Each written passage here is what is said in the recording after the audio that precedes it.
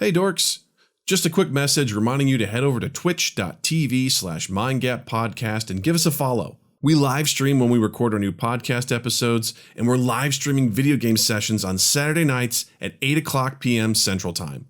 We're playing super rad stuff like Among Us, Keep Talking and Nobody Explodes, Jackbox games, and Tabletop Simulator. Come hang out and play along with us. That's twitch.tv/mindgappodcast.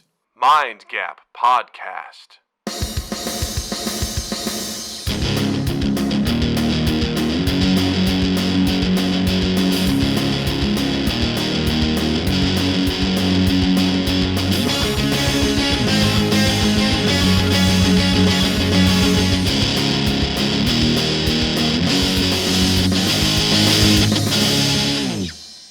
Welcome to Mind Gap Podcast. I'm Doug. I'm Justin. And joining us this week is a mighty human being known as Jay Schultz. Welcome, Jay. Oh, thank you. Wow, that was a really great introduction. Thank you. Yeah, it's short and sweet and to the point. You go by Jay. I have you listed on the Twitch as Jason. Is you cool with either? What do you prefer? I should have asked you this before I hit record, but here we are. No, yes, either way is fine. You may call me Jay or Jason. Cool. All right. Great. Nice. It will change 5 times as we go through this podcast. Anything's possible when you hear. So far, no changes. The count is at 0. All right. So welcome, sir. It's a pleasure to have you here with us. I've heard mighty tales of Jay the Sneak, and that's one. I was like, please tell me we have a No, name. because he called me Jay up front. He asked if he could call me Jason. He's still referring to me as Jay. We got to reverse that ding. Can you play that backwards?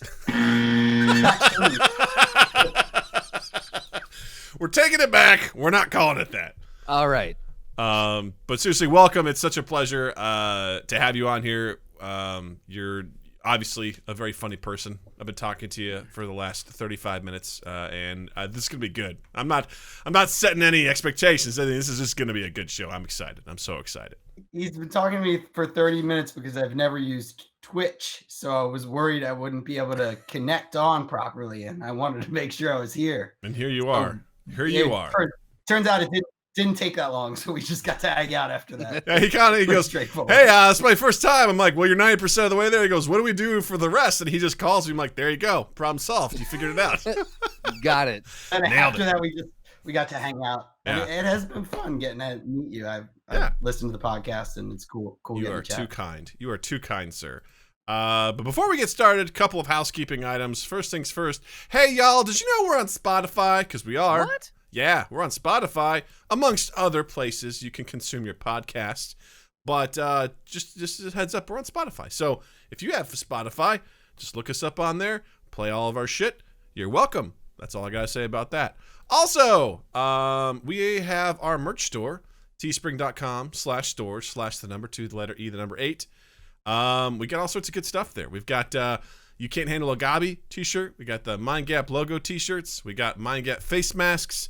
We got some other stuff coming down the pipeline. So be sure to check that out. teespring.com/stores/2 If you're on Twitch, there's a panel right below. Just head on down, click a button, and you're good to go. Next up, video game live stream. I played a game last Saturday called Chronicon. And it was fun. That's really about all I got to say about that. It's a pretty quiet stream, but we had fun, you know? Rave reviews from Doug on that one. Rave reviews. We had a good time. It was a game. It was a game. I actually had more fun because Noah stopped by, Slotty was there, Jared was there, my brother stopped by, and we were just shooting the shit, and it was so much fun. If you've ever played Diablo, it's essentially like a 16-bit version of Diablo. It was fun. It was a dungeon crawler. Had a really good time. It was fun hanging out. It was a chill stream. It was good. I like chill streams. I like chill streams. And this Saturday, September 5th, 8 p.m. Central Time, come hang out because we're going to be playing, I decided we're going to be playing some Tabletop Simulator. We're going to be playing the game Concept. If you've never played Concept before, it's an amazing board game where you essentially, it's kind of almost like miming in a way, Jay. Just a little bit. You have this, are you familiar with this at all, Jay? The game of Concept? No, No? I've never heard of it. It's a French game, so you know that it's really important. But essentially, Sophisticated. it's very sophisticated. You have a board full of a bunch of different icons, and you essentially have to put markers on the board for the different concepts that you're trying to convey. And you have to essentially, it's like charades in a way. It's like trying to guess the phrase or the word or the topic that you're saying without being able to speak and just showing these images. It's really fun, and I think we're going to have a really good time. So, yeah, actually, in America, we call it charade. Actually, I have heard of this game. It's called Charades. It's really fun. I love playing it on Tabletop Simulator. So, if you're going to come hang out with us, you can try and guess what we're trying to do. We had an epic time when we played this last time where we had like a 15-minute round where someone was trying to get us to guess luggage, and it was a hoot. It was real fun. So It's a hoot. it was a hoot. So come hang out Saturday, 8 p.m. Central Time, twitch.tv/MyGetPodcast. We're going to be having a blast, having some fun.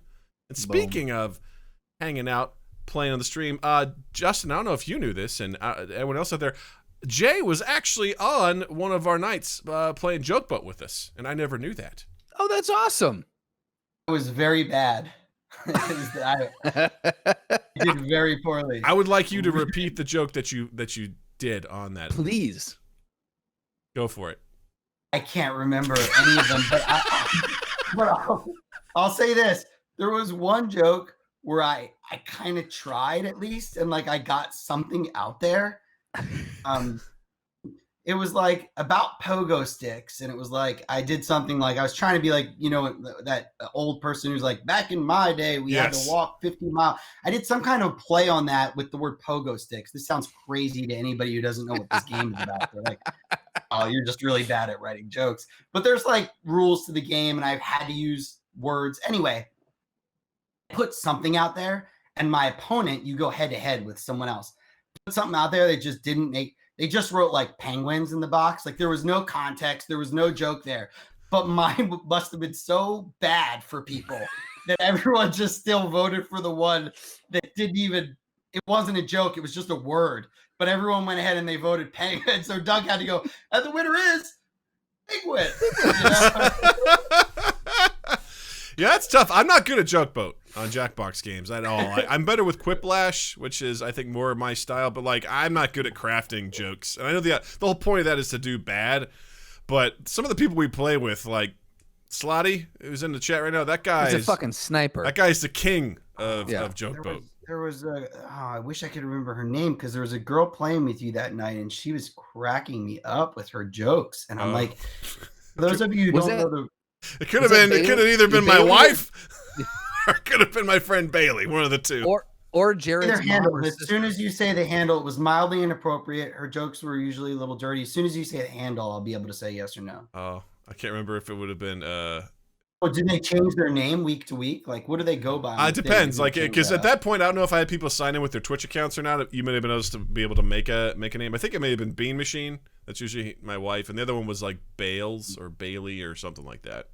So, Jared, what are your mom and sister signing with? Yeah, because his mom and sister played with us at one time. Yeah. Well, someone was cracking me up, and these jokes, you have to write them fast. Yeah, you don't have a lot of time in this game, so I'm like, how is she doing that? It was just pretty incredible. And I've written jokes before, but it takes me like 8 years, and then I'll just do that same joke for 8 years, and then about 8 years later, I'll think of another good one. So by the time I'm 100, I'll have a type 5 ready to go. But and the best part is they'll all be relevant, you know? Right. Yeah. Well, gotta write those evergreen jokes. Yeah.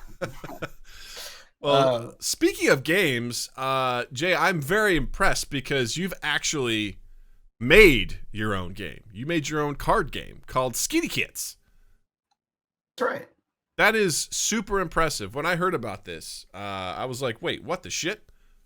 Someone made their own game? What is it, and what was the process for making that? The process? Well, I was at my friend Katie's house, and she had some pads of paper and pencils, and she was always liked to sketch and draw and do stuff, and she gave me And my friend Steven was there, and she had a pad, and she just gave us all pencils, and she's like, let's make stuff. And they were doing some things, and I sketched out on this paper like cards, like little simple rules on paper, and just tore up the pieces of paper to represent different cards.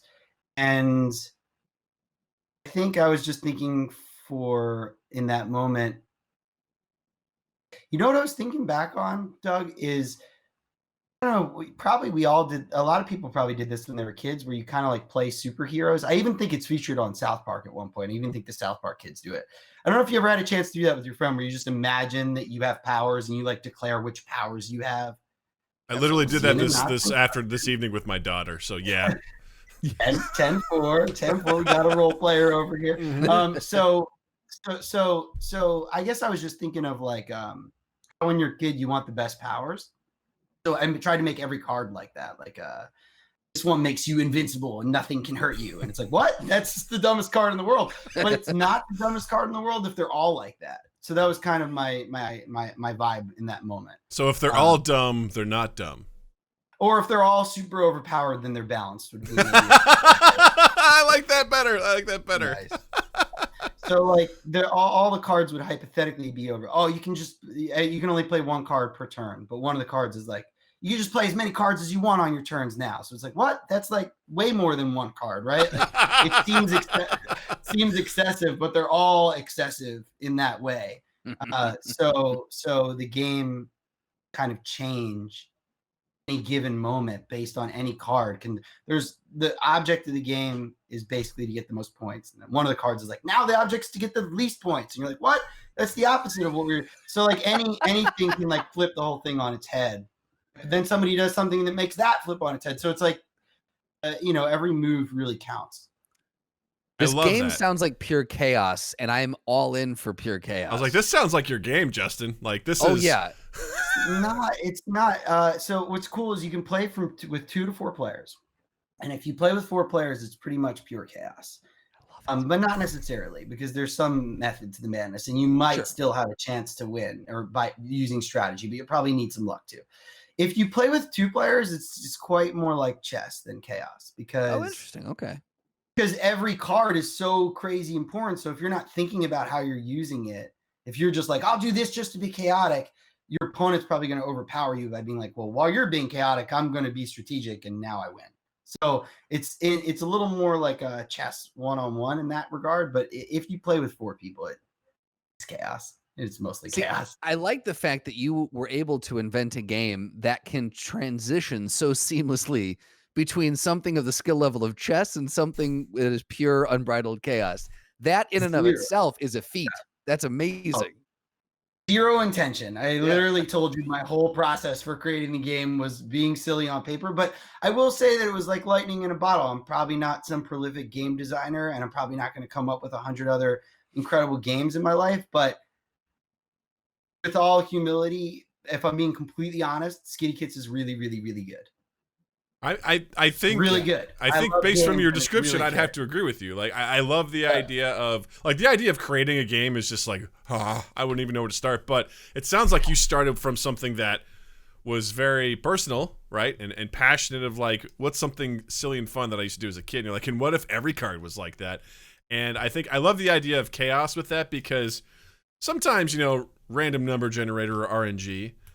It can be frustrating, right? It's just random stuff happens. You don't feel like you have control over anything. It can be really frustrating. So the idea of like, I'm going to have a strategy and I'm going to try and do X, Y, and Z. But the idea that can get flipped on its head, I think is incredibly entertaining. If you have the right mindset going into it, you're like, this is just going to be a shit show.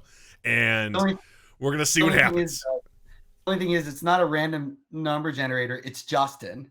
And so you'll see crazy things happen in the game where like, somebody who's engaged to be married just decides that their fiance should lose and someone else should win. It's not random. It's a person that or that you're playing with. You're like, why didn't you just stay out of it? Like, I worked so hard to get to the end of the game. But you know what's interesting? I've found out so much about people watching people play Skitty Kitts. I'm telling you, I found out a tremendous amount. Sure. And one very common thing about people like to be able to affect things. if we have the ability. So like if you have a card in your hand and it's just sitting there, you're not going to win. You're out. Nothing's happening for you. There's no chance you're the victor, but you're holding a card. You're more inclined, not everyone, but the average person is more inclined to be like, I'm going to do something. I'm going to put my card down and move this over here now. For no other reason as just to say, like, I don't have anything else to do and I want to do something. But as a human, you've been winning the game. You've worked so hard. And now they're just like, Justin wins. And you're like, ah. And I've seen people get in fights. I've seen crazy stuff. Skitty Kitts is a game of a lot of love and a lot of joy and a lot of creativity, but I've seen some emotion come out of people playing Skitty Kitts do it. That sounds like a story from a friend of mine who literally like that same thing happened while he was playing Risk with friends, and this one guy was not going to win, so he attacked this person. He's like, "Why would you do that?" He's like, "You have no way you're going to win, and now you've just cost me that." And he goes, "I wanted to." He's like, "No!" And actually literally flipped the table over, and they got in a fist fight over it. And I'm like, this sounds exactly, again, I can't reiterate this enough, the perfect game for Justin, and also a game that could easily end in fisticuffs with something like that because of the random nature of someone being like, fuck you. Oh man, I plead no one ever throw blows over Skitty Kitts. I think the great Skitty Kit would frown upon it. The great Skitty Kit would want you to find inner peace and tranquility. Oh, it's amazing because I think you're right. It's amazing to see in certain situations what people will do. There's another game I played called Zombies, and there's essentially two parts to the game. You're just trying to get around this town. It's randomly generated. You can the goal to win is either you kill 25 zombies or you get to the helipad first. And every single time I've played this game, it starts out everyone's pretty chill. They're just exploring. They don't know what's going on.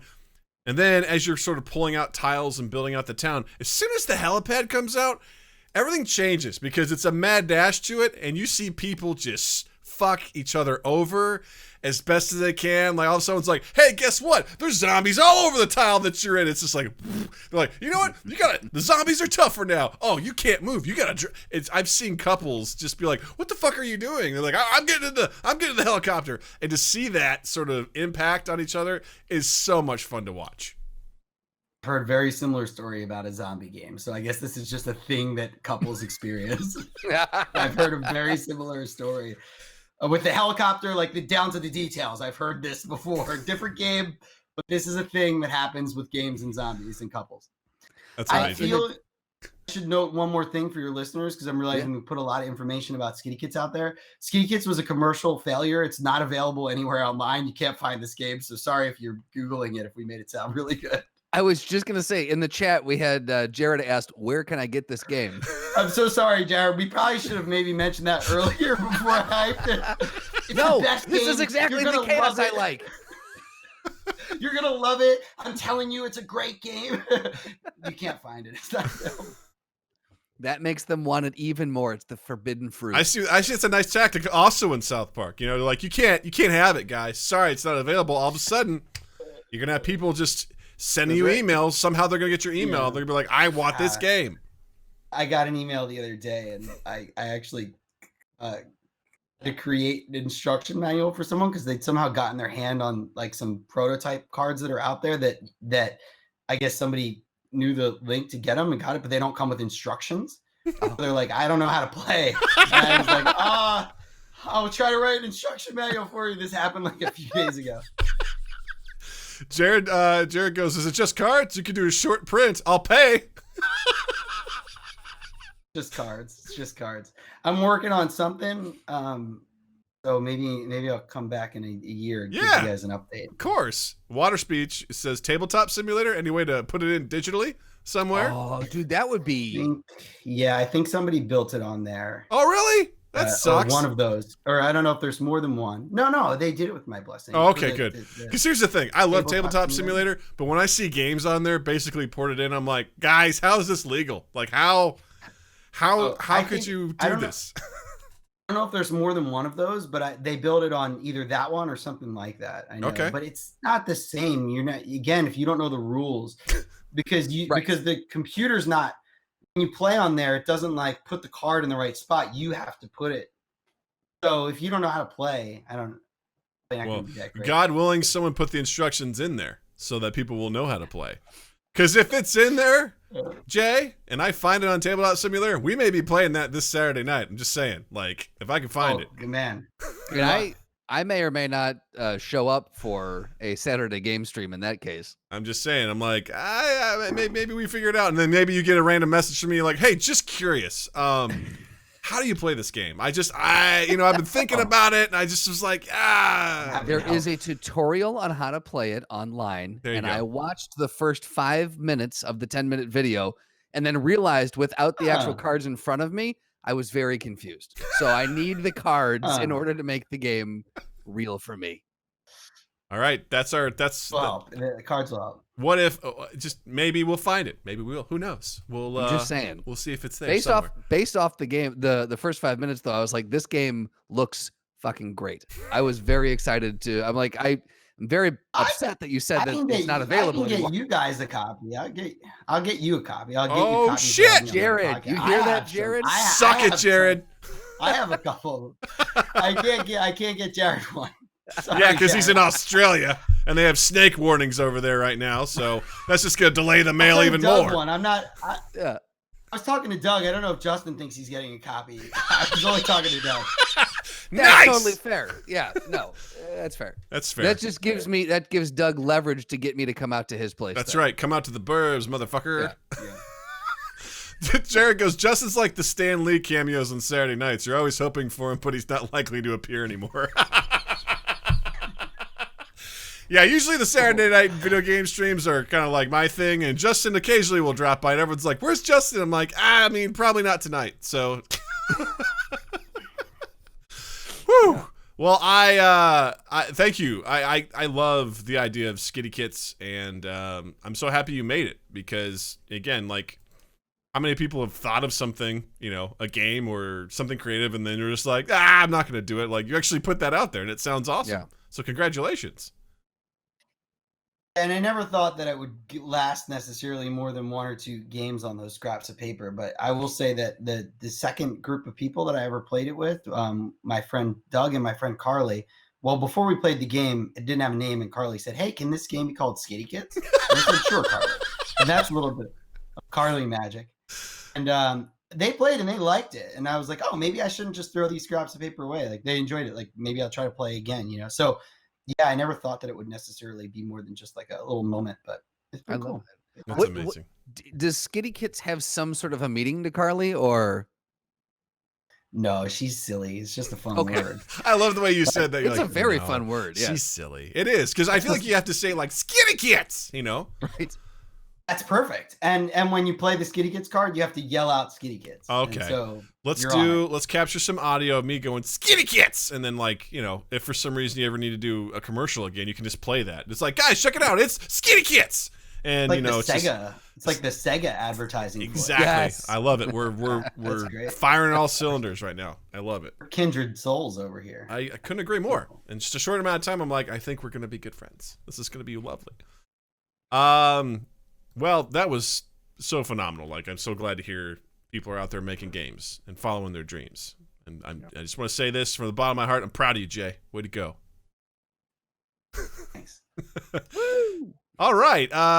In other news, sad news. Chadwick Boseman passed away a couple of days ago. At the time of this, if you're watching on Twitch, it was very recent. At the time of the podcast, maybe about a week ago.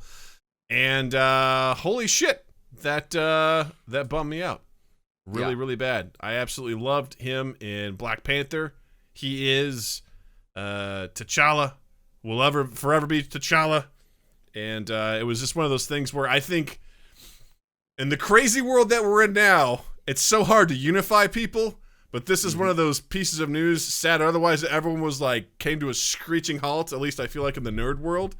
And they were like, holy shit, what just happened? And I felt just connected to so many nerds out there and beyond.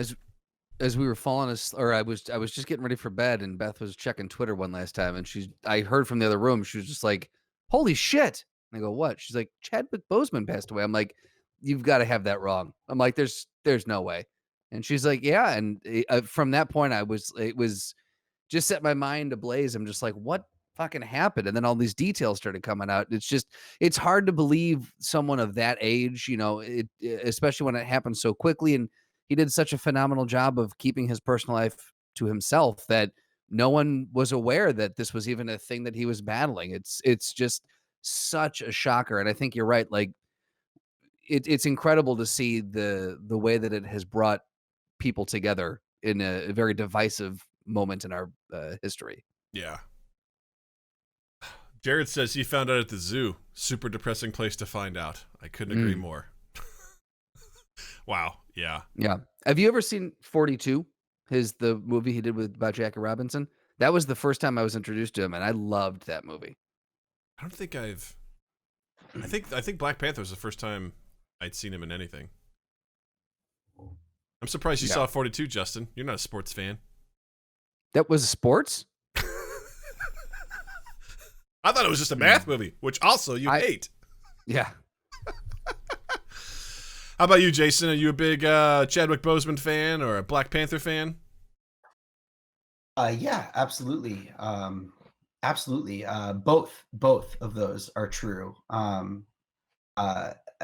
think Chadwick's embodiment of dignity and grace and power, and specifically the type of power that comes from a light within, that kind of power, because obviously there's like, the dark sides of power, but that's not the power that I'm talking about embodying. I'm talking about that light power. And then to embody all of that leader on the screen, I think not only is that like what we need right now, today, given the current environment of the world, but if we look at our past, we can see that it's a message that's always been needed, something that's always needed to be portrayed and seen for people, and I'm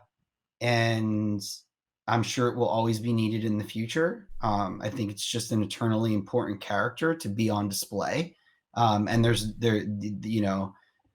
what a contrast to our lack of leadership right now in America. And as far as the character Black Panther goes, I remember the first time I saw Black Panther because I had a roommate for years and he loved all things Marvel. And before my friendship with him, I knew about as much of Marvel as maybe the average nerd, because I was a nerd, but not like a big fan. But through our friendship, I watched so much Marvel stuff and got so into all of it. And I remember the first time I saw Black Panther, and it's a version of Black Panther that Chadwick never got to play because he was playing Black Panther when he becomes Black Panther. This first time I saw Black Panther as a character was deep into being a king, and he could fight like Captain America, but he was like as wealthy and had the resources and was as smart as Tony Stark. It was like if you took all of these incredible heroes around him, Black Panther was all of them wrapped into one. And I was like, whoa, who is this? What is this character? Because obviously, if you're into superheroes, a superhero that's like all the superheroes wrapped in one, that's like nuts, right? Because it's all about who's the most powerful, this or that. And he had it all. And I think similarly, Chadwick entered into like an arena of actors who are titans in the same way that these heroes of the comics are titans. And in the same way that Black Panther had all of the ability from the heroes, Chadwick seemed to have all of the ability of all of these incredible actors that were already embodying this universe, like Robert Downey Jr. and Chris Evans and all these, So I think there's a real power to the way that he lived in that character. And I think that going back to what you said about how private he was, that this wasn't advertised, that was not the story that he was telling people that worked with them. It was not the story of what a brave soul he's battling cancer and he's still making these movies with us. That wasn't what he was doing. He was making this eternal piece of art that will live on forever. We will always have and always be able to watch. And I think the Black Panther movie is an opportunity for healing, and what we do with it is up to us. But Hollywood has long been a place with no diversity, or at least we can say minimal diversity. And when there were diverse characters, they were never, I don't even want to say generally, they were never the hero. during I'm just talking about the history of Hollywood. Maybe Sure. recently we're seeing some change, Yeah, but if yeah. you look at the scheme of things, they were never the hero. So if you're not a person with white skin, you never had somebody to look at. And we took a swing at saying, hey, could also look like this. But the question I guess next is that just a nod to say, look, we did it once, or is that really something that will Marvel employ, and not just actors, but what about all the other people that work on Marvel movies? Are we going to, or in Hollywood in general, are we going to see that continue? And are we going to heal as a nation? Because obviously the racism in Hollywood is not the total racism in the world. Are we having fun? Mind Gap podcast.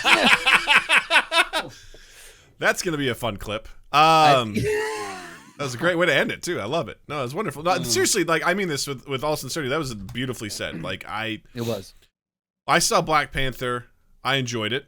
I thought it was great. But I didn't think, I was like, it's a good movie. It was really good. And I moved on. I enjoyed it. And then it wasn't until I bought it, and my daughter randomly one day was like, I want to watch that movie. I'm like, are you sure? You're like 3 years old. I don't know if this is like the right movie for you. But she watched it, and then she watched it again and again and again. And it's one of those movies where I'm like, okay, you want to watch it again? Fine. It could be worse. There's way worse movies out there that the kid can make you watch over and over again. But the more that I watched it, the more that I watch it, the more that I was like, this is a really good movie. Like, just not only from, you think of Civil War, where his character is so interesting because he has more reason than anybody to kill Zemo. I mean, this guy killed his dad and all that sort of stuff, but he has the wherewithal, the emotional intelligence to stop himself, to basically be like, vengeance is consuming these others. I won't let it consume me. Like that, talk about the true hero of that film is Black Panther. He stops him. The guy tries to kill himself. He's like, nope, the living aren't done with you yet. Like, and then you go from that into Black Panther, where you get to see the whole concept of, the sins of the father, and trying to basically he's deconstructing the tradition that existed before him and his forefathers, and he just saw the sins of his father, and he's like, you were wrong, and I'm going to make it right, and I'm going to change. And just there's so many great moments in that film. And not that one of my favorite moments about the film is just the way they merge your classic traditional African style with futuristic things. Like it sounds crazy, but it's like, for a lot of people, it's hard to understand that, right? The idea of it typically. That's Wakanda, though. I mean, exactly. Just Google Wakanda and you'll see what he's talking about. Exactly. Right. It was so cool. They still had those amazing traditions. Like, my favorite parts when they do the challenge day, right? They get in their traditional garb, they're dancing, they're cheering, but they're riding on spaceships to get out there, right? These little hover ships. And then they get out there, they clear out the water, and everyone, my favorite thing my daughter does when she watches this is when they're doing the whole thing and she starts doing this. She just crossed her arm and like moving her shoulders like this. I'm like, she gets it. She fucking gets it. But they do that, and they like the idea of like, strip away the power if you want to challenge. It's this weird thing of like, having physical strength is important in the culture. To be able to wield the throne, the power of Black Panther is really, really important. So I don't know, it was such a great mix of all that sort of stuff, and the idea of, do you intervene or not, right? Should Wakanda have intervened when, people, their brothers and sisters around the world were being enslaved and mistreated, to put it lightly? It's like, but they're like, nope, we gotta stay hidden. It's like the responsibility, going back to some Spider-Man, right? Like, with great power comes great responsibility. And the idea of like, when do you intervene, when do you not? There's so many wonderful things in the film. And probably the best part is at the very end when, they show up in LA and they're like buying this condemned building, and all these kids are like, what the hell is this ship? And he's like, who are you? And he just smiles, and it's like cut to black. I'm like, yes, so good. For the record, wearing my Black Panther shirt today. So nice. Nice. I don't fuck around. There was a article that Variety did, was trending for a while on Twitter today, and it talked about a couple different aspects of how Chadwick actually had his hands in the production, working with Ryan Coogler and stuff. And two of the things that I took away from that article was, one, he was in part responsible for Killmonger requesting to be buried at sea because of how his ancestors were and all that. And then number two, the dancing during the ceremony. He had mentioned, he's like, if we were just standing there with spears and robes, how were we any different than the Romans? He's like, we need to infuse part of our culture into that. And they were like, well, then we need to actually have movement and dance and celebration to it. And like the fact that he was of that mind and really understood this fictionalized but also real place of Wakanda and what it represented. And it was really cool just to hear kind of how he dove full into the not just the role but the production and making it real. Yes. That's all I have to say I also about read that. I also read that. I thought that was really. I always find it fascinating when, actors can sometimes be insufferable from time to time. They're like, I'm a method actor and I'm in character all the time. I'm gonna fart like this character. I'm gonna do whatever. They're just always in it. But the idea that this person's like, Chadwick was like, hey, I love the idea of the creative process, right? The idea that the director, the actor, like they're not just. I'd be like, hey, just do this. Like they were collaborating together to create this thing because it was such an important film. And I think everyone knew that, right? This was a high point for people of color in such a phenomenal movie. And I feel like they nailed it. They nailed everything about it. And in the comics too, like Jay, like you were saying, I've read plenty of comics where Black Panther is so freaking interesting. Like one of my favorite ones is, in the intro to the book, they were like talking about Black Panther, and it's like these like, what is it? Like these senators and stuff are talking. They're like, who is this Black Panther? They're like, well, he's quite powerful. In fact, I heard he even knocked out Captain America. And the senator goes, bullshit. And they show this panel of Black Panther knocking out Captain America. They're like, bullshit, he did. It's like, no, he did. Like that's how good he is. That's how powerful he is. Like you said, smart. He's one of the few times where I've seen some stuff where he's part of the Illuminati and he makes these very big changes and like he's part of this he's definitely one of the most intelligent. Like you said, he's got a lot of those things mixed together, which makes him such an interesting character. He's got some maxed out stats. He's in good shape. He's definitely got probably +9 to dexterity at least. He's very agile. He's got some pretty. He's got a shocking amount of +9s because if anybody knows what +9 means, it's very high. It's very good. That's extremely high. It's the best maxed out stats beyond right there. Human. We're talking most extras person that you can think of. Yeah. Your life right now. We're talking +5 maximum if they've trained their whole life and they're at peak. Human knowledge, just to give you perspective of what a +9. Yeah. That guy doesn't have to do ability checks. He just completes them. He says he's going to do something, he does them, You know what I mean? Black Panther never tries to climb the rope and falls. That's not on the cards. He's going to get up the rope silently and he doesn't need to use the rope. Yeah, in fact, he doesn't use the rope. He just jumps, and he gets above wherever he needs to go. He parkours up it. Doesn't need a rope, and you're not going to see him, and you're not going to hear him, and he's where he's trying to go. So, the end. Hard stop. Well, I'll say this much. Chadwick Boseman will absolutely be missed. Terrible news, but, man, what a great legacy he's left behind. So we'll definitely miss him. And even what he did with the kids in the hospitals and stuff too. Like as he was going through it himself, going and making the appearances and giving them hope. Like that was just from actor to activist. He's just beautiful man. That's yes, Chadwick. We love you, buddy. Wakanda forever. Wakanda forever. Indeed. All right. In other news, I want to jump over to this new show that's coming out on HBO Max, directed by the one and only Ridley Scott, called Raised by Wolves. You guys had a chance to check this out at all? You guys familiar with Raised by Wolves? I have not checked it out. Okay. Well, I think it familiarize me. I think it comes out. It comes out on the 3rd. All right, so it comes out like on Friday? Nope, 2 more days. Thursday. Cool, I can do math. Thank you. That's fine. No, I watched the trailer. I I gotta say, very much not looking forward to it.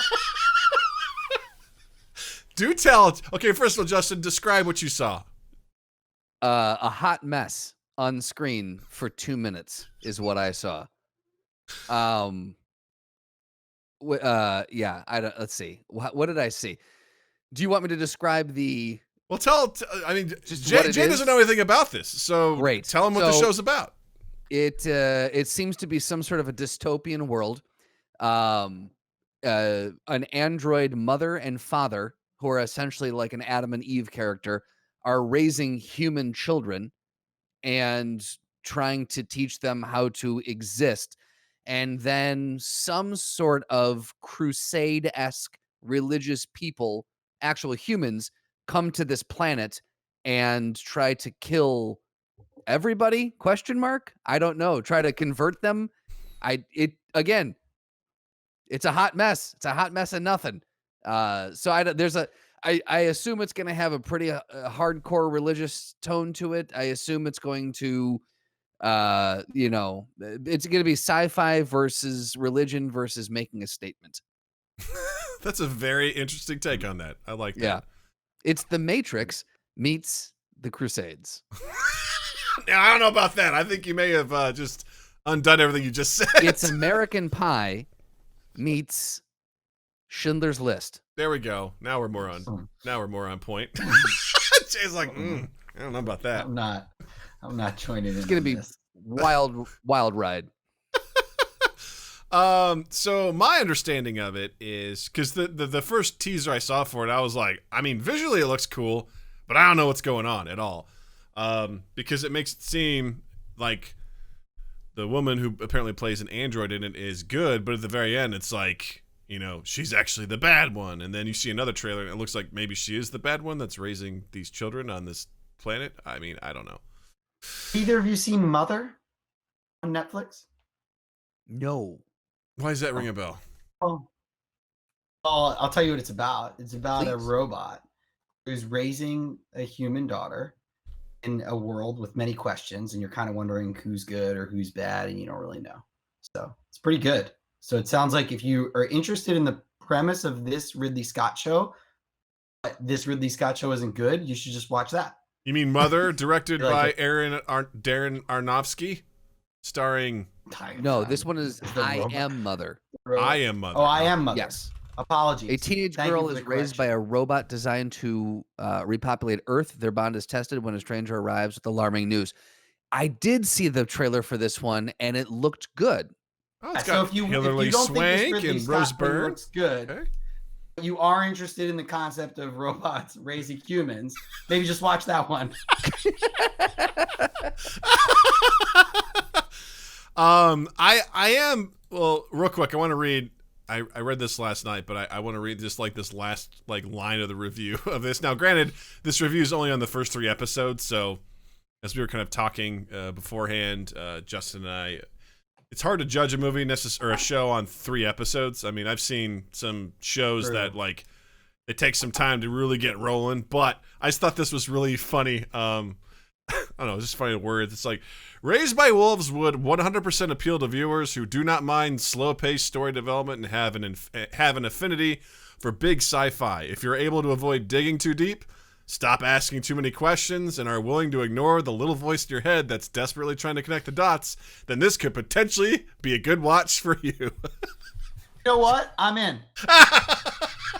Challenge accepted. That tick off all You the know what? boxes for you. That actually does sound like something I'd like. Because you know what it sounds like? Did you watch? Let's keep the scope to season 1. Did you watch Westworld? Yes. I liked that. Where you're watching a show and you're like, wait, but is this the come on, but I no, hold on, I got this theory. I think this is the I like it when a show gets me going like that. Of course, the problem is when it doesn't work in the end. Yeah. It never pays off. That's what makes it go, oh, I wish they didn't take me on that ride. But Yeah. if they can, and I do think Westworld season 1 paid off in a great way. And Agreed. I think that if a show can do that, and it's a lot of fun. I think that's So a I'm really in. good. I'll appreciate that review. I think that's a really good reference too, because I think Westworld took a long time to get going. Like it took at least 4 or 5 episodes to really be like, all right, the fuck are we doing? But once it got going, you're like, I'm all in. Like, let's see what's going on here.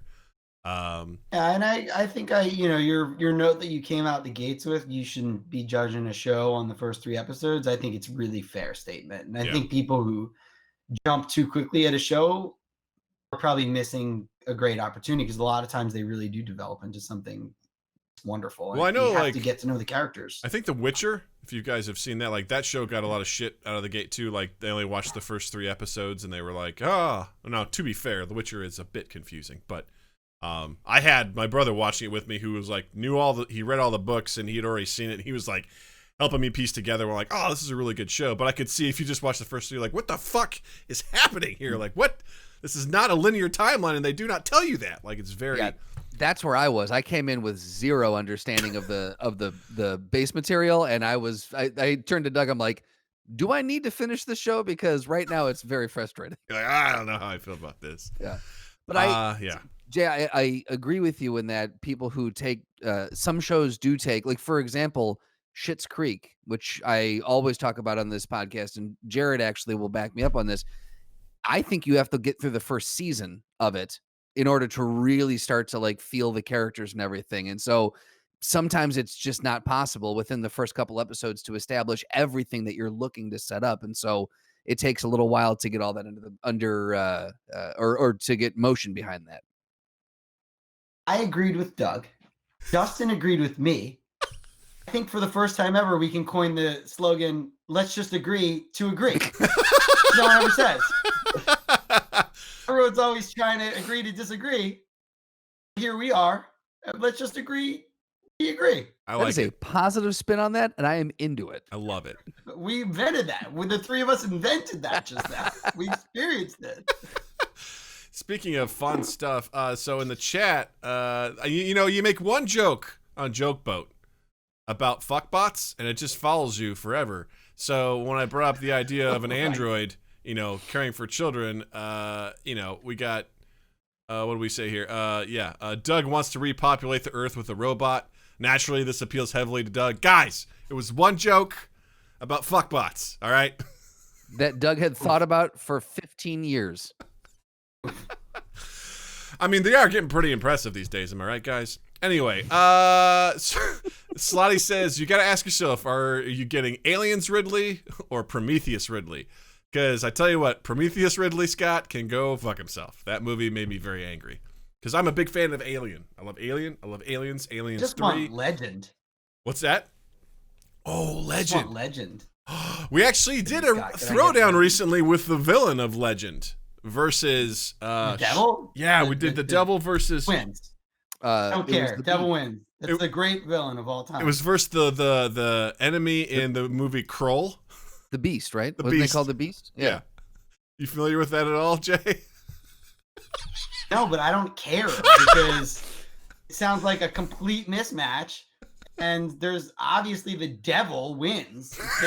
If you haven't seen this, the best representation of the devil. And he's like ripped and he's huge and he's terrifying. And he wins this fight. I think that's what we ended with because the Beast was kind of done it against Brock Lesnar. We're just going with that, the Beast. It's not going to be a real fight. I love it. I love that you referenced Legend because that's a movie that I've seen a few times in my life and I tend to forget about it. When someone brings it up, I'm like, oh yeah, young Tom Cruise. Yeah, it definitely influenced me. Yeah, it was a very great visual movie. It was very, very interesting. But yeah, love Alien, love Aliens. Alien 3 is a guilty pleasure. Everything after that is kind of like, and Prometheus, I was so excited for Prometheus. Because I remember watching the movie trailer for that, and I'm like, oh, yeah. Here we go. We're getting back to it, baby. This is going to be so good. And I watched the movie. I remember just leaving being like, God damn it. What the fuck? What? So mad. Like, it seemed like, I hate saying this because it's so easy to be shitty, right? I didn't make the movie. I don't act. I don't direct. I don't do any of that sort of shit. But I look at it, I'm like, what a waste of actors. Like, you got these wonderful actors and this just bad story. And I'm like, come on. Like, what are we doing? We got Michael Fassbender doing an amazing job as an android. And you got all these other people whose names I can't remember, and they're just so angry. It's just so angry. I can't think I'm so angry. So hopefully that's not what we get. Although who knows? I mean, you got androids again. You know, androids and everything. Speaking of androids raising kids, like that's kind of a weird concept, right? Well, I do think we've seen it in a couple of movies, like again that I Am Mother and a couple other ones. I was a Bicentennial Man. I think Slotty brought up in the the chat. So yeah, I mean we've seen it a couple of times. I don't know how many ways you can tell that story though. I feel like it's a kind of a one note setup.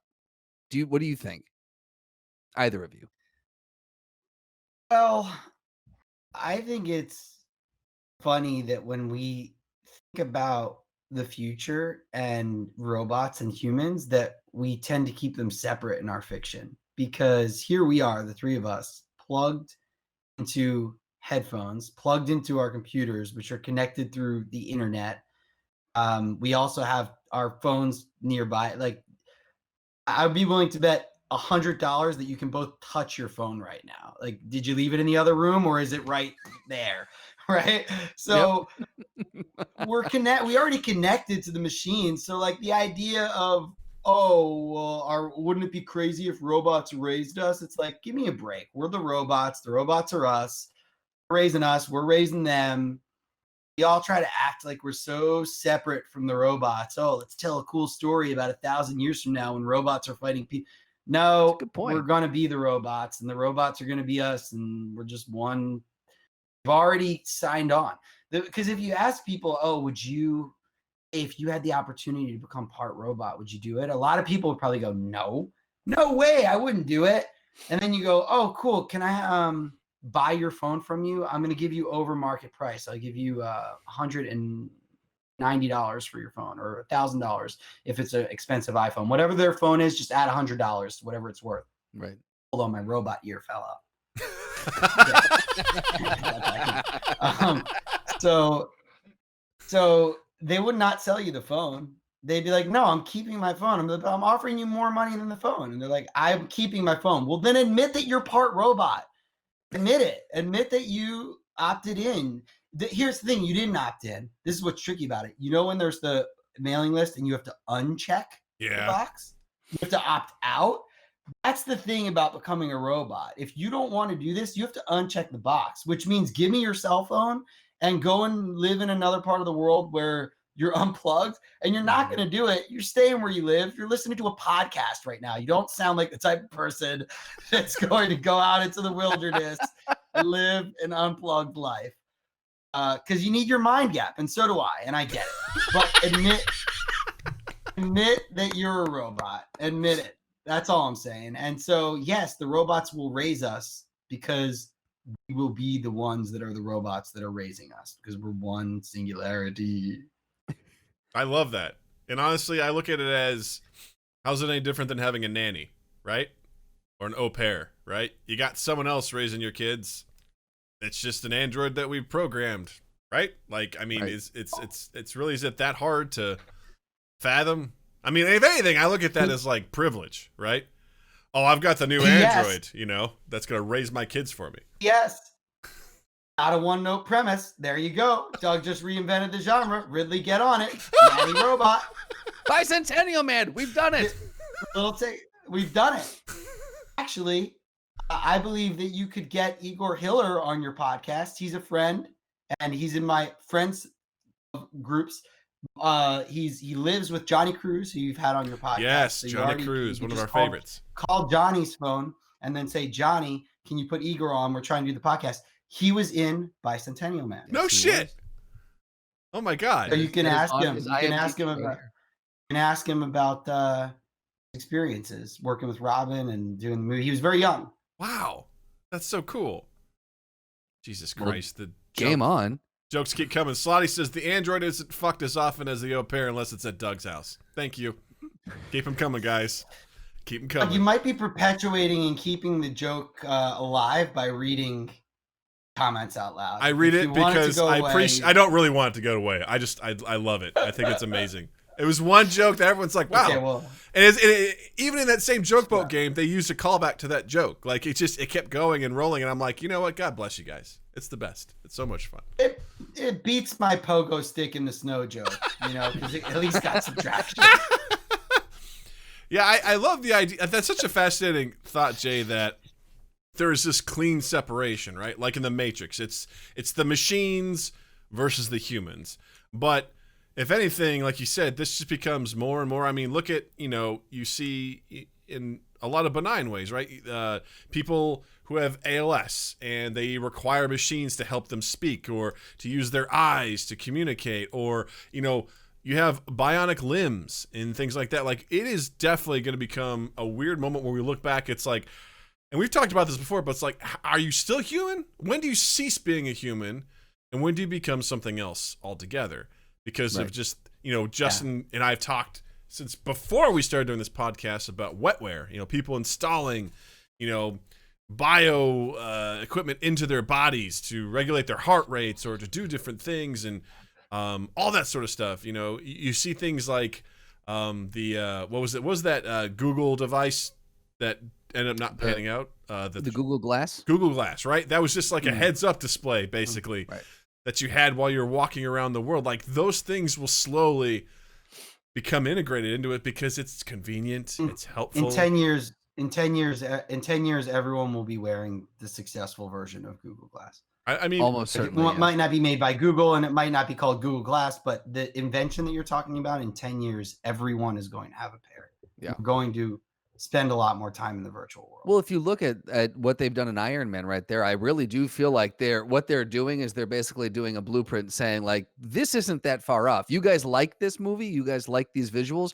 Because this is down the road. So a stylish pair of sunglasses that will give you your HUD, like, that's going to be right there. Well, you've seen it in some newer or just prototype cars, right? The windshield is a heads-up display, right? Yeah. That has everything. Makes sense. Yeah. Hey, it's probably safer, right? If you do it right, if you think about it, there's an accident up ahead and you get an alert and, you're driving off the side of the lane and something beeps for you and you need directions. You're not looking at your phone or something down here for directions. There's a giant arrow that's integrated and it's not blocking your view. It's just showing you turn left. So, I mean, of course. The idea, if it's like you lose visibility, it somehow has the road like digitally in front of you so you can drive because it can sense it for you. Like, I mean, and all those things, you look at that, like, that makes sense. And then it's just like, and then what comes after that? And then what comes after that? And it's and I get excited about that sort of shit. I'm like, cool. But then again, at what point, where do you take the leap, or where do we as a species take a leap to go to that next level? I'm saying we did. Here's what I'm saying. We did. It happened. It's gone. The moment's over. You missed it. You're in denial, all of you. I'm sorry to break the news. But that's my point, is it's too late. It's not a decision. We all decided already. It's happened. So, Doug, you remember when you brought up the Fermi paradox? Yeah. And the Great Barrier?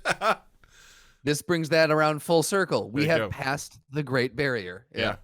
So what do you think the moment was, Jay? What was the moment where we were like, we've all accepted this? Cell phones. Cell phones. The moment when we said, I need to be together with this device. And hey, when was the last time you went to the bathroom without your cell phone? If you can remember it, you probably actually remember it. You probably remember going, I don't have my phone. What do I do while I'm in here? Right? Like, you probably remember having that experience. Or if you left your house without your phone, either A, intentionally, which says something in itself that you took a moment to go, I'm going to try to walk outside without this. Or B, unintentionally, and you just somehow forgot your phone. You felt it. You were missing a piece of yourself. Once that happened, we were in. I have a legitimate, I think most people do, but like, if I forget my phone, I have a legitimate, like, mini anxiety. Like, do I go back and get it? I might need it. I probably should go back and get it. Like, it's this weird, you do feel like you've lost a limb or something. You do. And when you put it down, you said that you didn't have that. What's that? It'd be shocking if you were like, oh no. If you said you didn't have that, it would be shocking. If you said, you know what, if you said, you know what, Jason, and then we'd have to ring the bell because it'd be the first time. Nobody's changed it from Jay to Jason. So you'd say, you know what, Jason, and then you ding the ding, and then you'd say, I don't have that feeling when I walk out without my phone. I don't really care. Doug and I would both be like, what? And everybody in the world weird? that's listening would be like, he's lying, first of all, which is weird. Why is he lying on the podcast? Right? Of course you feel that way. Yeah. I think even You're before. a robot. But you're a cyborg. To be fair, cyborg. Thank you. Please. I prefer that. Yeah. That's the preferred nomenclature. You are, right? Because you're not a robot, but you're becoming a one with the robots. We're part man, part machine. And we're going to keep pushing it. I would posit that it was when the first iPhone came out. I would say that was the cell phones, I think, were a step in that direction. I think when the first smartphone was released, I think that was the point of no return for me, at least. Well, a phone can only do so many things that your brain can do. It's pretty limited what like a flip phone can do that your brain can do. But when you go to an iPhone, suddenly you've got a calculator in the iPhone. So previously, what's 2 times 2? And then there's more than just a calculator. Sorry it's probably a bad example. You probably would still do 2 times 2 in your head. No. When you said that, my stomach knotted up. So don't apologize. You're like, I hate times 2. Oh no. But what I'm suggesting, and is that let's say you need to remember something and you want to write a note down on your phone, right? So once people started, and maybe flip phones might have had a calculator or notepad, but that moment when people start engaging with these tools, and of course the iPhone is 1,000 times more sophisticated than they were, and now you can do a tremendous amount of thing on your phone. So when it starts becoming a partner to your brain, my whole schedule is on my iPhone. Right. Maybe somebody has their calendar on their iPhone, and now your brain no longer has to do a function. It doesn't have to keep track of the schedule anymore, right? Because you have a second brain, an electronic brain that you've connected up with. So yeah, an iPhone is capable of so much more of that type of functionality. Think so about once you go kids. there, how many phone numbers did you have memorized when we were kids? I had so many fucking phone. I had my grandparents, my house phone, all my friends. Like I could pick up the phone and just dial at random, and I remember my wife's number, and that is it. I don't know anybody's phone number except my own now, but shout out to my grandmom who had, and this was, there was a lot of 2s in her phone number. It was basically you just keep hitting 2, then you'd get my grandma. So I didn't really had to. It was 822-2922. Awesome. So you did have to remember. The 8 and the 9 somewhere in there, but mostly just hit 2 and you get grandma. And the fact that I still remember it, right? Right. What would my nieces think of that? They'd be like, "Why? How? Why do you know her phone number from from the 90s? Like, why would that be a thing? Because how else am I going to get in touch with my grandma? Right. It's not programmed into the phone. You had to press the numbers." So interesting because we weren't cyborgs, back when we were just humans, kids, before the great cyborg times. I actually would argue for me that moment was internet.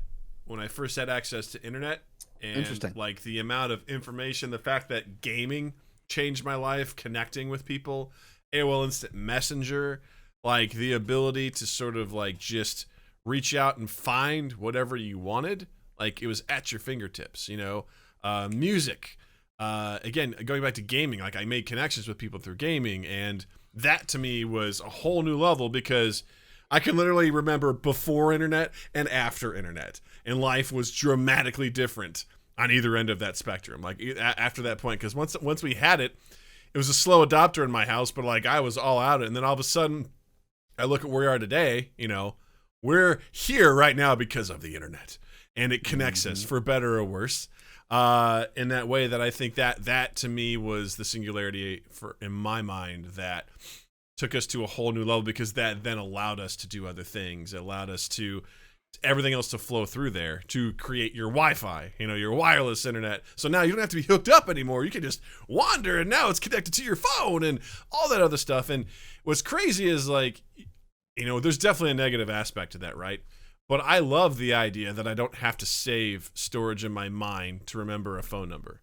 Like, I love that I can put that down somewhere and I can think about something else important, like, hey, when am I going to be able to look up Skitty Kitts on Tabletop Simulator to see if it's available to play on Saturday night? Like I could focus on the important things in life as opposed to what was that number? Because again, I remember my number and my wife's number. That's it. That's all I know. I don't know any other numbers. That's cool because now we get to do other stuff, right? Yeah. And I think that the next big shift is going to be that you're just inside of this virtual world, living in the virtual world. So when people come to your Saturday night, they're going to be in an arena. They're going to look down and everything's going to be, they can be a spectator or they can be on the arena floor participating in the game, right? Whatever they're into, because it's they're choosing where they are existing in this virtual world. So I think that's the next phase is like, just hanging out in this virtual space. And well, look at what you look at the NBA, like what they're doing with that. They've got the fans in the stands, right? Like people are there. Like we're already starting to breach that technology with AR and all that. Oh man, AR! Cool. I did not know that. So many things like with AR. Like I had that with my daughter. Like we had this app on the iPad where you could just I forget what it was called, but we would hold it up in the room. It would find a spot. You press start, and the story would build out of the ground through the iPad. So you could literally see the story. Characters would come out, and there was like this little Red Riding Hood story, and she would walk around her room as she was telling her story, and it was just so interesting to see that sort of stuff happening. And I have a hard time trying to figure out how to use that in like normal life, but things like hospitals, right? Like if you have the AR stuff, you can find the direction to go where you need to go. Same thing like going back to Google Glass, like I thought it was cool, but I'm like, I don't have any reason to wear it. But like, imagine you're in surgery and you want to have the heart rate, on the side as an interface, or if you're a mechanic and you're like, I need to look up what part this is or where can I find it? Like there's so many cool things that you can apply this technology tool to that I think adds a lot of stuff. There's the dark side of it, which is what all Black Mirror episodes are for, to see how we essentially will either come to rely on it or it will be abused in a way which it becomes like, I don't know, Ready Player One, right? Where everyone is just so interested to get out of the real world, they go into this fake world where they can build their avatar any way that they want. They can play whatever games that they want, and they just sort of live in that place, and that's more of a sad place, but we're already there, right? I mean, I played World of Warcraft plenty of times, I mean, I'll probably go back again for the expansion. I don't know, like spending my time in these, fake worlds, just to enjoy myself and hang out and try different things. I mean, I don't know. It's like most things, it's good and bad. It reminds me of the episode 2 we were talking before the show, episode 2 of Black Mirror, a little bit too. Yeah, where everyone is forced to live in the world of screen, and you're, that with the show, they're all in there, the arena, they're all projected in there and they're watching. It's just, it's Black Mirror is so far ahead of its time. Series. It's horrifying. Great series, incredible series, one of the greats, and episode 2 is amazing. Also, while we're talking about good episodes, I liked the Miley Cyrus episode, which was panned by people, but also a great episode. I watched the first 2 of the 3, and then I got distracted, and I didn't get a chance to watch that one, so I need to throw that on there and check it out. Great. They're all, I mean, I like all of them, but I think it's particularly good, whereas some people were weirdly hard on it. But I think it's a great episode. Yeah. I also, Black Mirror recycles itself, and I don't mind that because I think that it's because they're in the same universe. So you'll see the episodes are very different from each other, but they are sharing a universe. So when you see a plot element, like a piece of technology, and you're like, oh, they already did that. It's like, well, yeah, because you're living in this world. And like, naturally, if someone invented that thing from that other episode, then this thing would also be invented. So like that episode certainly recycles some elements, but that's what a TV show is. I think people are missing that it's in the same universe. Yeah. That criticism. Yeah. Well, it's essentially a sci-fi Twilight Zone, like all that stuff is sort of interconnected and horrifying. It's the best. It's great. Typically with an anthology series, I think people tend to not think, because they are so compartmentalized, people tend to not think it lives in the same universe. But that one definitely, like Room 104 is another one where, like, obviously because it's the same setting and, weird things happen in this room. So like anthology series very much can live in the same universe as each other. Mm-hmm. Yeah. And Bandersnatch was insanely cool. That was one I never tried out. But I love the concept for it, and I was like, that sounds interesting. But the execution, because the concept's been around, and there's even been a couple of people who took swings. Minecraft took a swing, more for kids. Like the concept's been around. I mean, choose your own adventure books. It's been around. Yeah. But the execution of Bandersnatch, there's something really special about it. Yeah. So check it out. We got to do. I mean, Justin, you and I kicked around the idea of like sitting down and doing that together. We did. Yeah, we can do it. I did watch party now. True. I did it with Johnny Cruz, and his girlfriend Leah, and the three of us stayed up all night because we became obsessed about finding every possibility that we could find. Oh, that's so cool. And apparently there are some Easter eggs that are claimed to be so hidden that no one's found them yet. So obviously we didn't find that, but we did pretty much watch every iteration. I mean, we obsessed over figuring out. There's a lot of combinations. We got weirdly into it. We needed to see every little possible hidden thing, and it was crazy. And we found some really. We cheated. We used like flowcharts and stuff, but it was still hard sometimes. But we found every little thing that people know about. It was crazy. It was cool. That's I love that. Cool. I love everything about that. Yeah, there are articles out here that are saying that the Bandersnatch has over 1 trillion unique permutations of the story. That is hard to wrap my head around. Can you imagine trying to program that shit? What they're saying that. is, no. What they're saying is also like, because you're watching something in a slightly different order, right? It's not that there's like a billions of different scenes, but because you can experience it, and it's hard to explain. Yeah, you gotta watch it. That's what I'm saying. The execution, right, is what's so incredible, because they do something very unique, and I don't know how they programmed it, but it works and it's cool. Yeah. No, to your point, though, not saying that there's that many scenes, but like if you go forward to one and back to the other, but then forward to back, like there's so many different ways that you can piece the number of scenes together that the permutations are just like off the fucking chart.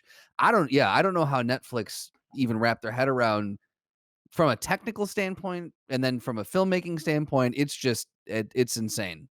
I love the concept. Oh, one other thing I'd like to share about that epic night where we watched all of the possible scene, found every little clip that we could find. Yeah. Not every permutation, but we were trying to unlock all the clips. So there's a thing that you could see, we wanted to see it. Yeah. And the very first time we ran through the story was, for me, the most satisfying story of all of the versions that we watched. Was the very first one. And we did it in this bizarre, flawed, democratic way where we would all shout out what we wanted to happen and try to vote on things sometimes and press the button based on what people wanted. And like at one point, Leah and Johnny got so dark and they started making these horrific decisions that, as me as an individual, like I kind of aimed towards the good guy vibe, like let's try to do what's right. And they were, and rightfully so, because I'm telling you, the very first time we watched it was the most beautiful story out of all the versions that I saw.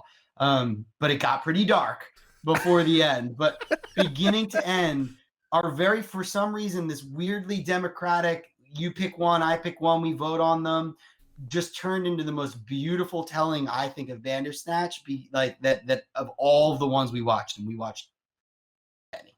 Well, I imagine it's like playing the game, right? And you're like, all right, I want to get the worst ending. You know, so I got to kill all these villagers. I've got to salt the earth. I've got to, it's hard to do, right? And we got the best ending, but along the way, at one point, we had to kill all the villagers and salt the earth to get to the best ending, because the ending was completely satisfying. Yeah. Like the ending was completely satisfying. And I've seen all of the literal endings of like the last ways that it can end.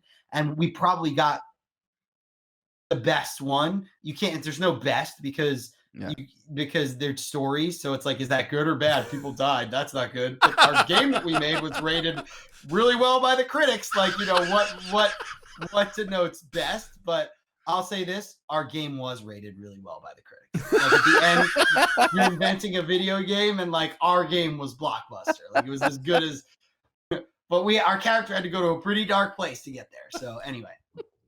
Hey, Bandersnatch, you're gonna like it. It is available. Unlike Skitty Kitts, you can get this one. Netflix.com. A subtle plug for Netflix. Netflix, you should sponsor this podcast. All right? Helping you out. Listen to Jason. Number one. He did it! He did it! But no, there was one other episode of Black Mirror that I really wanted to call out that I think was very well done, and I didn't see it coming. I can't remember the name of it. I think it was called the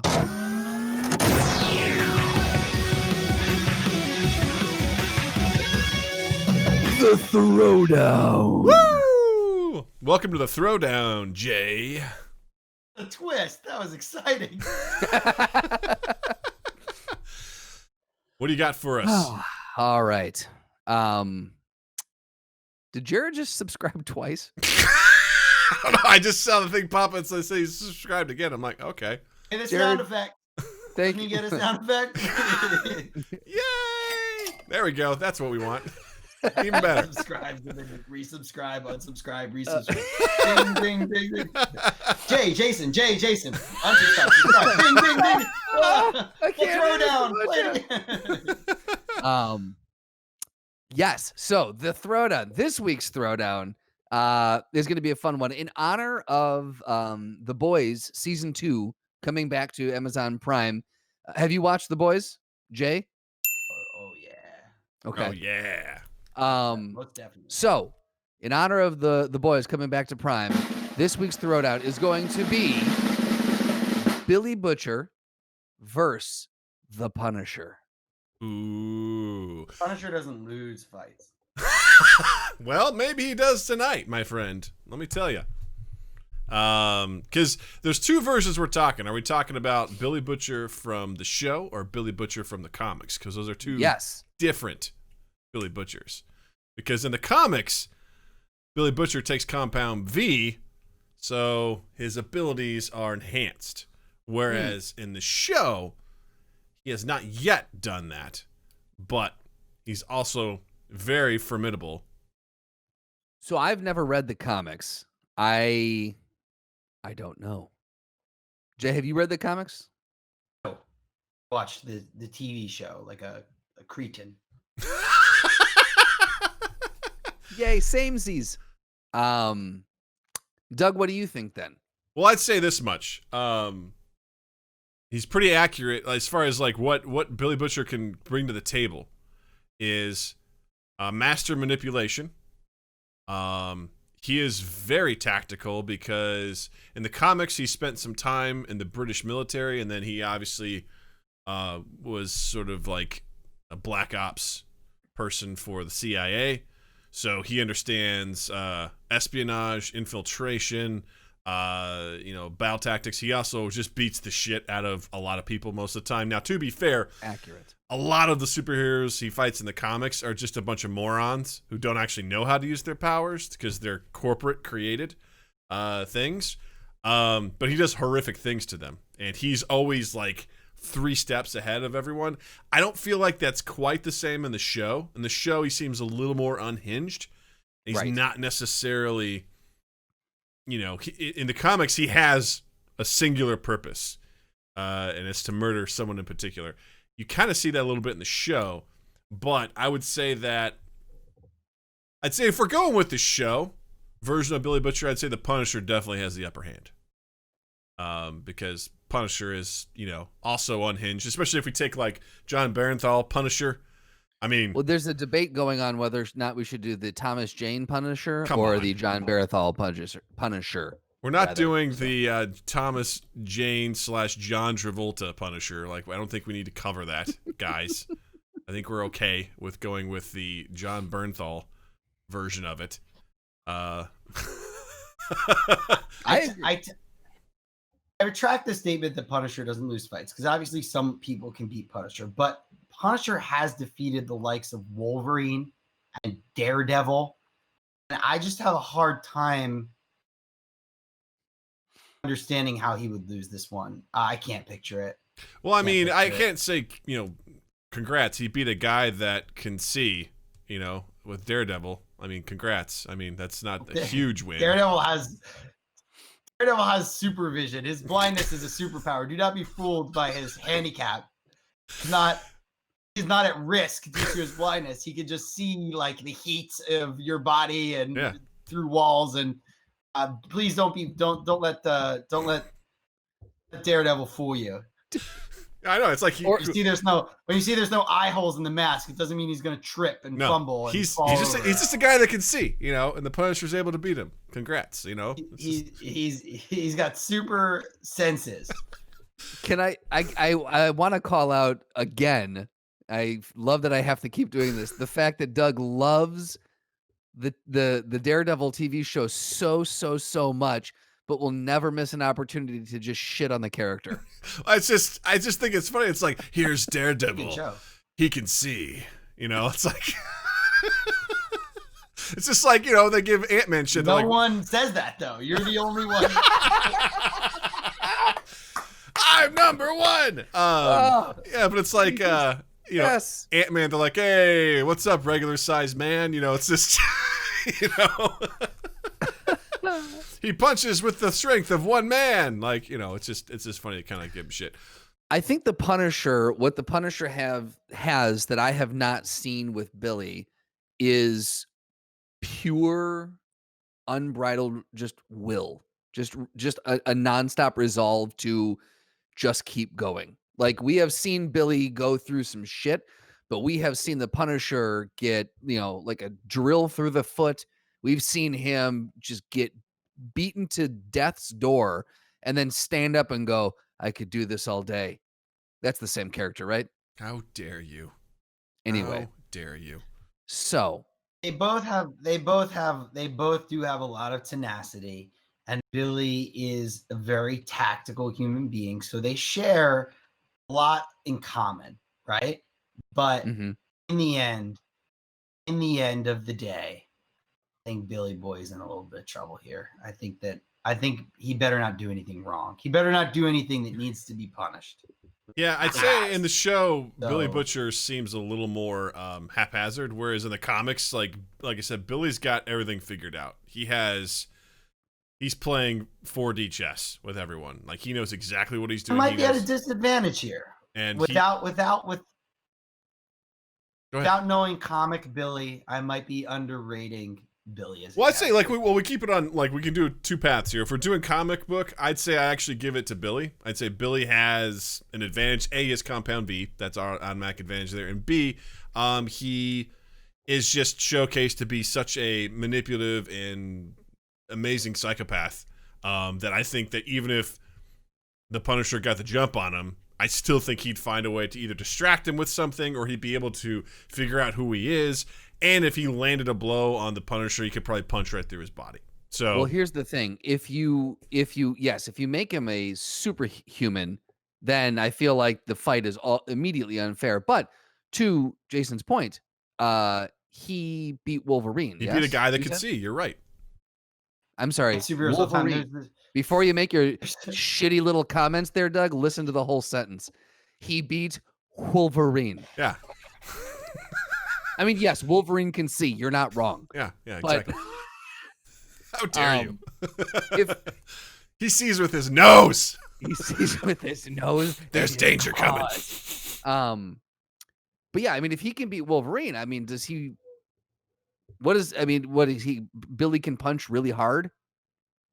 Well, I mean, again, I would say, again, if we're talking about comics, he's got Compound V in his system, so right. But what does what does Compound V bring out of him? Like, because Compound V brings out a power, right? Resilience. Well, it's with in the comics, he's got like resilience, and he can basically hit really, really hard. He can essentially, it levels the playing field with supers.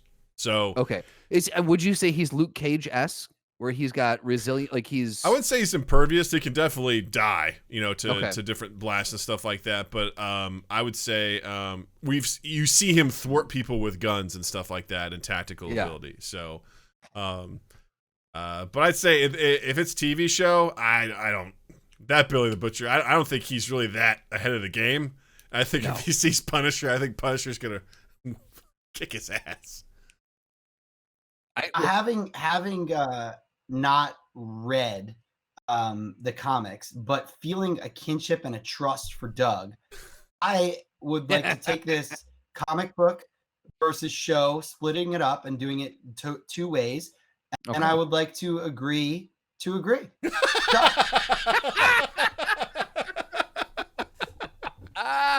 I love it. Unfortunately I'm gonna have to take Doug's word on this, but I will say that if the Punisher, if the Punisher what I will say is if he has beat people with superhuman abilities, then I don't know if Billy actually does stand a chance. If the Punisher, can I tell you how he himself. defeated the Wolverine? How he won? Please. So Wolverine, obviously, as we all know, can see and has a healing factor. And so he'll heal from whatever you do to him. So the Punisher, knowing that he's going to heal anyway, he runs him over with a steamroller and then he leaves it on him. That way, even when if he heals, he's still under a steamroller. He's impressive. Just perpetually being crushed. That's impressive because the steamroller, not a notoriously fast vehicle either. No, it's not. But you gotta be tactical if you're going to defeat Wolverine. You have to be forward thinking, because if you beat him and then he just gets back up and he beats you, so it's hard to beat Wolverine. Because how do you keep him down? The answer: leave a steamroller on top of him. That'll keep him down for a while. It's like that that scene in Deadpool where he's driving that thing on the ice. Zamboni. He's like, you're gonna get killed by a Zamboni. He's just going real slow. I imagine that's what happened with Wolverine. He's like shooting at his like legs. He's like, God damn it. He's like, haha, you can't go anywhere. I'm gonna get you. And then, So, are we saying Billy? We're saying if it's comic book Billy. Comic book Billy. Comic book Billy wins. But if it's just because I think that's an asterisk. If we're doing show to show, which I think we're doing right now, I'd say Punisher wins. You say Punisher wins? Mm-hmm. What's going on in the comments? Are people weighing in on the Twitch? They're talking about how I'm xenophobic towards Wolverine, but Got it. So the topic of the people has shifted slightly. Oh yeah, I've turned them against Doug today. Jared says Doug hates Canadians played by Australians. So yeah.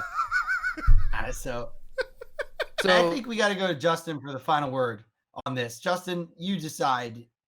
I mean, I agree or we agree. I have to agree with the comics, since I have never. I would say that I think someone more adept at arguing it should probably weigh in at this point, because I can't argue the comics, but you bring up some very valid points about how Punisher has beat supers. Whatever. We'll say TV show to TV show, Punisher for the win!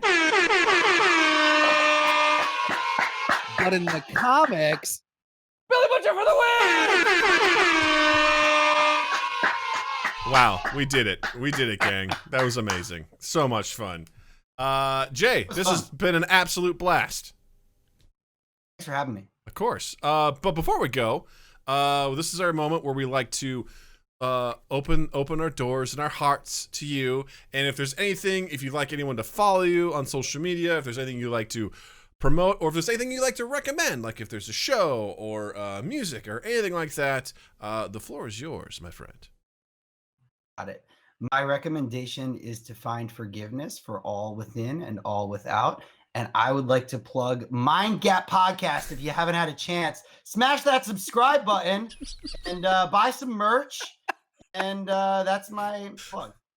That's amazing. We have yet to say smash that subscribe button, so thank you, sir. It's taken 262 episodes, but by God, smash that subscribe button. That's awesome. Justin, what do you got? Can you make that? My recommendation is for you to make that a weekly thing now. Can you please start saying that? What, smash that subscribe button? Absolutely. Ugh, I feel gross already. We could just clip it and we can play it as. And don't forget, smash that subscribe button. Skitty Kitts. Exactly. Skitty Kit. My recommendation this week is a movie from 2018 called Hearts Beat Loud. It was Kiersey Clemons and Nick Offerman. It was a guest in the indie film realm. But it was very music based, and it had a great story to it, and it was a real easy watch and just really enjoyable. So check out Hearts Beat Loud. It is on Hulu right now. I'm going to go again with my typical really poignant and relevant recommendation. I'm going to recommend Rick and Morty. I just finished the 3rd season on HBO Max, and I immediately started back over to watch it again because it's that fucking good. Like, it's so goddamn good. So it's on HBO Max. If you don't have it and you haven't seen it, fucking check it out. I'm also planning on checking out Schitt's Creek. That's on my list, Justin. Really? We can do 2? We can do 2? We can. I mean, yeah. I mean, we can do whatever you want. There are no rules here, Jay. Is there something else you'd like to plug? I'm willing to bet that it might already have been on the podcast, but if you haven't seen Avatar, it was pretty sweet. Wait, Avatar, like the Last Airbender? Avatar, the Last Airbender. The cartoon. I'm talking about the cartoon. All right, cool. You jumped through 2 hoops there and made me very happy. I was like, you talking about like James Cameron's Avatar? I was like talking about Avatar, Last Airbender movie? Avatar, the Last Airbender, the cartoon on you can find it on Netflix. Netflix, you better sponsor these guys after this. Really. Selling Netflix. Wouldn't it be crazy next week we're like, guys, you're not going to believe this. Fucking Netflix is like... They're in. Yeah, and then there's The Legend of Korra is the follow-up, and I'm digging it. I just finished season 2 last night. Nice. That's as far as I got when it ran on TV, because then I think they switched over to like it was only available digital. So I kind of want to go and watch that whole series to see how it ends. So right there with you, man. I love both of those. So cool. All right, so gang, guess what? You can also find Mind Gap on all social media at Mind Gap Podcast. You can also find us on all of our YouTubes, all of them. The YouTube. Find us there for clips of the show, clips of the streams. Full episodes are available. Also, don't forget, if you're out there in the listening world, check us out at twitch.tv/MindGapPodcast. We record and stream our episodes every Tuesday at 8 p.m. Central. We also do our video game live stream on Saturdays at 8 p.m. Central. This Saturday, Tabletop Simulator, some shit's going down. Come check it out. We're going to have a good time. You can play along. Also, you can find Justin digitally elsewhere. On Instagram and Twitter at Justin_Michael, spelled Mikel. It is the fun way of spelling it. And while you're in the online realm, check us out apparently on Netflix. You can also find us on Spotify, on Google Podcast, Apple Podcast, Stitcher, all the places where you can find and consume the old podcast. Give us a like, subscribe, review, rate, all those things. Sharing is the big one. So if you can just find an episode you like, if you thought this one was rather well done, then go ahead and copy the link, paste it out there into the social ether, and let all of your rabid fans know that you think they should watch or listen to this show. It goes a long way for us. 2east8th.com/mindgap. And then just keep an eye on all 2 East 8th's stuff. Again, about mid-September is when we're eyeing the release of the super secret quarantine project. That's not easy to say quickly. We've released some trailers on our social media, so check it out. And yeah, good stuff abounds. Good stuff abounds. Jay, thank you so much for being our guest. It's been an absolute pleasure. You are always welcome back. Thanks for having me. It's been fun. Awesome. Justin, thank you. Douglas, thank you. Twitch, thank you. Listeners, thank you. I did it backwards again. Mind Gap Podcast.